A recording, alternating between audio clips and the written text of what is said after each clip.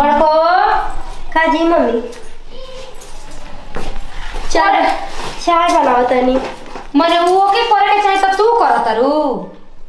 देखनी ना राती के उतना बर्तन माज तो रात काहे लाल भइल बेटे हो के जनकाई से कुछ पड़ गइल नटे। राती के उतना बर्तन माज के सुतनी मम्मी जी। हम सोचनी सुबह उठ के किचन साफ कर उस किचन साफ करतिया हां 7 बजे उठली पलंग तोड़ के। तो हम तारे के मने कुछ बोला नहीं हो तारा छोड़ देबे करल हवे उठ के कहले रहित ना ओकर बाद हम बटल ही बनी ओकर पानी कैसे हम छोड़ी जावे तो सब पता नहीं कि हम छोड़ दी। ठीक बतावे लजनौनी के लाज नहीं के कहला पकई के हमर बुढ़िया होइसे तैसे लजनौनी के लाज नहीं खे आकि हां बड़ जेठ भी आज ले तो उहे ना कइलस आई में पलंग तुरे खातिन। अच्छा रोवे बताई कि पटाक पटाक जवाब दे देती है हमरा कुछ भी हमरा नहीं के कहेगा रोवा साथ ही रोवा बोले के बोली हमारे जैसे बनाओ तनी वैसे बनाई रो पीछे के नहीं के बोलबो काहे ना बोलबू बोले को हक नहीं खे कलिया कनी एक छोट को हम अथु बनाओ तनी रोटी आटा सान तो कहते ये दीदी रोवा आटा सान दी हम रोटी बना दे। अभी का नहीं कहता पटाक बात हमसे तू कहलू पहले ही बताओ गलती तो तू करत रू का पहले गलती आती बतिया लहराई तो रोवा कह के हमर छोटकी पतोइया के देख के जरते ऐसे लहरावत दूसर के लेखा नहीं की कि हम कहम के हमर पतोइया लहरावत त हमर पतोइया ऐसे करते तो वैसे करती हम जेवन देखे नहीं जेवने तू करे नहीं अभी का नहीं बतिया बताओ तो पहले बतावला तू त का कर पे हो तो बाकी ना कह के आई का करी हम तो देख के यही तरह चल आई बंद कर जब बनी ना आके उहे बता चल चल छोड़ हम ही देख के अजिया त बानी कि लेके आइल बे तिलक तुरंत घमंड मत करे लागो हम तनी कम लेके आइल त फलाना बना के ऊपर निर्भर नहीं की कि केहू लेके आई तबे फलाना वो राज रजिहना चाहे नमियर होखी उनका नाम होखी ऊ कुल फलाना वजह नहीं के ठीक नहीं की तू करे वाली चल तू चल घर में चल अपनी असड़िए ले नहीं फलवा लगा के जंदल नहीं तो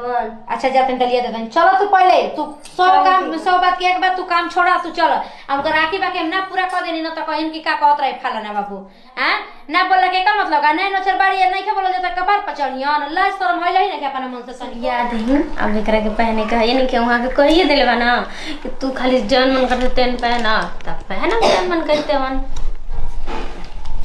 कहने बड़बो हां मम्मी तारा अपन मन लाजबा कि ना का हो गला का हो गइल ह बोलो तुम्हारा जैसे बुझाता कि बोलिए में कीन देबू बाकी और कुछ माई संस्कार नहीं देले बताई का हो गला तारा के सूट पहने के कहल ह वहां के त कहना कि जेवन मन करता तेन पहनत बाकी तू सूट में बड़ी अच्छा लागेलू पहनिया त हम पहन लेनी अच्छा लागेलू तो हमर मलकार हुआ उ हमर मलकार हुआ नु जोन कहिए उ जहां बाटे ना ओ ये लेके चल जाई तो जोन बुझाई जीवन करियो लेकिन हेजा ना चली फोन लगा के देतानी उन्हीं से बात कर ली के उ हमर भातार ना हमर हमर बाप ना हमर बेटा हम जन्म देले बानी हम हमर मलकार मत बना जा ठीक ना कोनो जना फोन लगा के देतानी हटी काहे पहले फोन बाद में लगैया होन चल आज तो पहिले बड़ो ठीक बाटे आज तो कुछ बोलला कह बुआ चाहे अबे हाथ उठ जाए खीस में तो कहू ना हमर ससुर हमर हाथ उठा देला चाहे वैसे से बोलतिया लेकिन अपन सब मैंने कहा हर बात में उनकर से पूछली मतलब का दिया के हम ना पहना हम ना पहना अच्छा त एकर मतलब कि ये सास के कोनो बात के वैल्यू नहीं है ना जीवन बात हम भातारे बाटे कहा था हम पहन लेनी अपने से खुद न पहनिया ई केवन बेरा हुए नहा धो के उठे के या नहा धो के बैठे के किचन में गइल जाके हां जाते न रहली लौड़ी हिया घाव हम बड़की जानी त ना बनी हां अच्छा बड़की जानी ना बनी हम आइल बनी हम बनावे हां त का करे आइल बड़ू आप का लगता कि बनावे तू ही दहेज लेके आइल बड़ू कि औरियो के पतो ही आइल बड़ी से लेके उ बजाय जा ना बाजी ओ तना स्थान देखा के बताई ले जा ठीक ना मैं जन्मा देले बिया बहिला नियर रे तू क दिहला सब बिया दिहला की जा कपार पे इतना सिलाई मत जाके बड़ी की जानी कि नहीं वहां सिलाई में करे पड़ बड़की जानी एगो खाइल थरिए ना हटे सारा काम तू करबो देखत कि तू केना ना करब काहे ना करब काहे ना करबो दहेज लेके बड़ू ऐसे हां दियल बनी उतना दहेज हमरे जैसा मिलल अच्छा हमर जान लगई हां तू ओकर ना गोड़वा का धोवानो नहीं खुए तना सुन लियो हां जाए 19 से अपने मन लाज रहा जने कि बड़ जेठ बिया ओकर से काम कराबो तरी इ आज तो उहे ना तू कैलसी कि तू आके बना के खिया उतरलु हैं बना के खियाती तो उहे खे हम ना खे हमरा से इकुल ना होई ठीक ना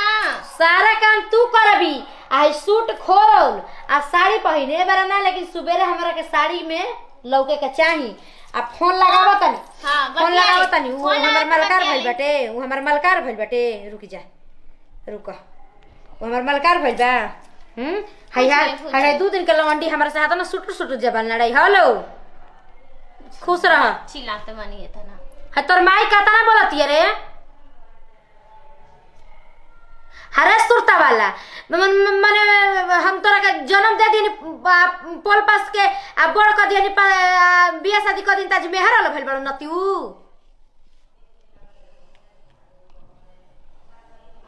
हाँ गोड़ लगते नहीं भाई अबू ना आओ हमारा बॉबी के बर्थडे बा आओ कब बजले अरे भाई हो गई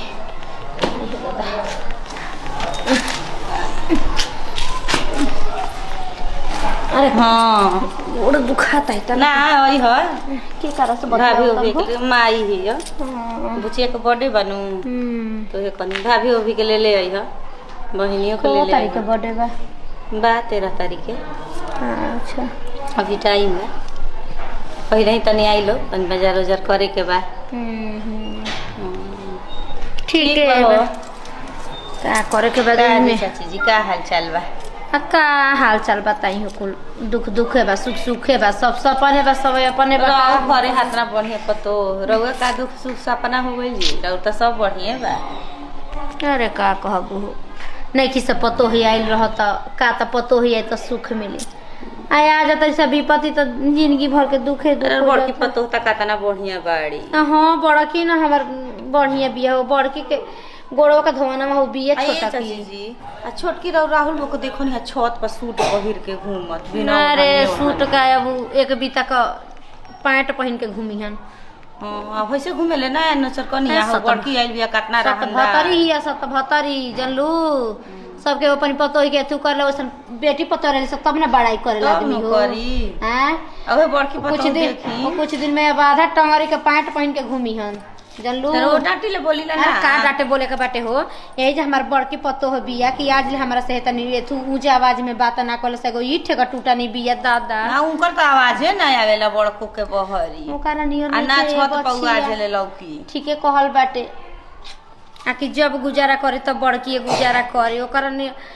चाहे मार के चाहे केहू ने आखिर तू करतिया ना ई त ऐसन बोलत ए बचिया ऐसन झौआ के बोलतिया ना कि हम तो ये मने एक जात रही जानू तो मार काई काई चाई चाई छिलात रही तम कोनी की हरे नई के जान छोट की उनकर पतो है ही आ बड़की काज ले आवाज सुनैल बा कि ना हो हमरे बड़की पतो में उ लाग जाई अरे देखबू केहू में दोष ना हवे जनलू जेकर माई बाप जेतन संस्कार देल रही वो तने न बेटा बेटी जानी हो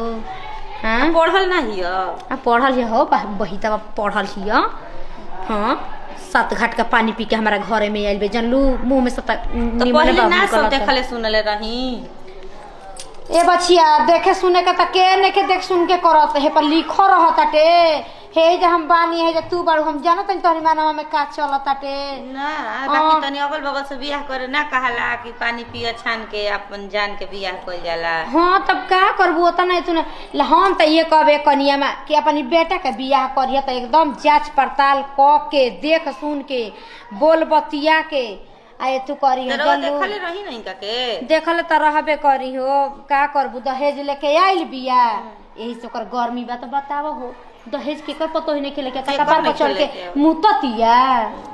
साड़ी के सहूर सिखाई साड़ी पहने के का बड़ की पतो कितना सुंदर बोलले माने कि साड़ी पहन के तू कर ऐसे कहत नहीं तू पतो ये बचिया नहीं के तल तू सुख से बारू ठीक बारू तू चल का सुख बा आदमी सोचता के पतो तनी हमारे पर ऊपर आया तनी दुगो हमारे बारे में देखो का करब हो ऐसे घर से बहरिए रहत नहीं घर में ना मंदिर लागे त एक जे आगनी हां ऐसा ना वही नहीं है अकेले बारू चलता नहीं ए जे त हमनी के बड़ले बानी जा अपन बोलल जी बतियावल जी ओकरो के सहूर सिखावल जाई काहे ना सीखी का करबू काम के दादा दादी करते बताव बड़ जेठ बिया काम कहीं की सुबह में उठ के तू कर तो ऊ त करते भी हाथ का करबो मेहर मौग त लइकवो त हो जाता न स आव तरी से मती बदल दे तरी स अपन लइकवा ठीक रही त सब ठीक बा जब अपने जनमाल का सही नहीं के तो दूसरा के का करी ढील नहीं सजी चलो जाए जूरा बना दो लेके हेलो गुड मॉर्निंग जी का हो रहा है बोले थे आप कि मेरे घर आओगी तो कुछ नहीं करना पड़ेगा, आने के बाद यहाँ पे ये करो करो, ये मत पहनो वो मत पहनो, सब लोग क्या बोल रही हैं? फोन कर थोड़ा बोल दीजिए कि मत बोलने के लिए। आपको हम पहले बताए थे ना कि हम देखिए हम सूट पहनते हैं तो साड़ी में हम बन्हा जाते हैं, तो आप बोले ठीक है जो बोलोगे वही करवाएंगे घर पे, मम्मी सब नहीं बोलेंगे। आने के बाद सब लोग बोल रही हैं यहाँ पे कि ये नहीं करना है वो नहीं करना है। हाँ तो फोन कर बोल दीजिएगा, हमसे ये सब नहीं सुनाए होगा, ठीक ना। चाय बना दे रहे हैं।